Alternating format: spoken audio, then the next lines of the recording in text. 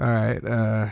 Anthony Simons and 2 second-round picks have been dealt to the Boston Celtics for Drew Holiday. You know, Drew was a big part of Boston's 2024 run, and even at 35, you're still getting elite all-defensive level defense and solid offensive contribution. And obviously, this isn't the same Drew Holiday that, can make an all-star team or give you 20 on any given night if need be, but he's still proven to be a decent option on offense, and he can reliably knock down an open shot or attack a heavy closeout. Simons, on the other hand, is still a young, athletic guard who should be hitting his prime pretty soon, being 26 and all. While his numbers dropped slightly from the year before, I don't think it's too much to worry about.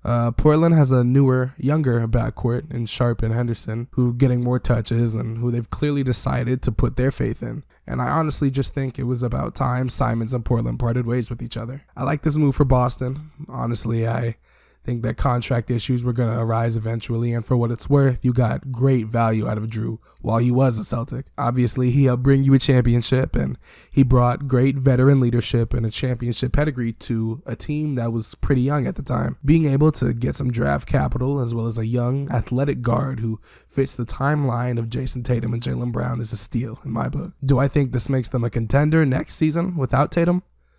Obviously not. You still give up a lot on the defensive end. Simons has never been known to be the best defender and has often got criticism for it. But you likely weren't trying to contend next year anyways if you're Boston. I think this is a good move to get Simons comfortable with the franchise, and it's a great way to gear up for the 2027 season once Tatum is back and fully healthy. I know Boston probably isn't done making changes yet, so we'll have to see how the rest of the offseason goes and who they decide to keep. But overall, I love this move from Boston, and once again, Brad Stevens and the front office up in Boston working their magic. As for Portland, I have some questions. I understand wanting to move off Simons. He's entering his prime, and he probably will want to contend pretty soon.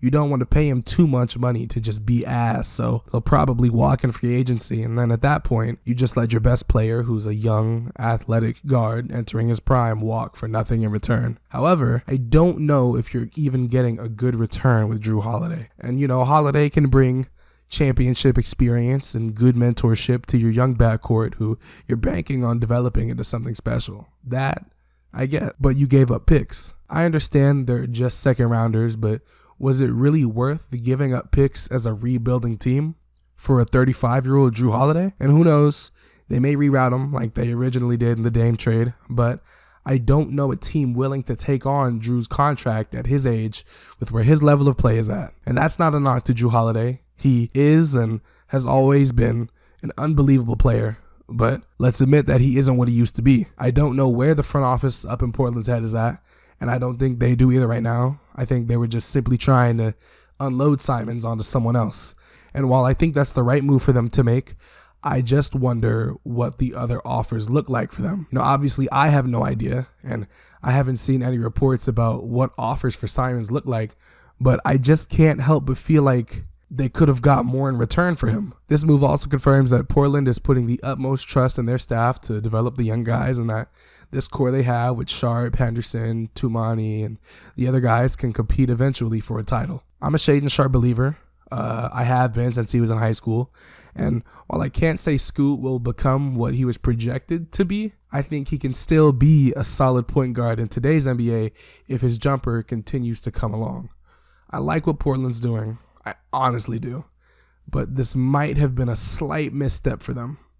It may not cost them too heavily in the end, but I do think that they could have gotten more for Anthony Simons. Make sure to stream Devastated. Gray Rat drops on Friday, and I'm dropping every Friday this summer, so just tune into that. Peace.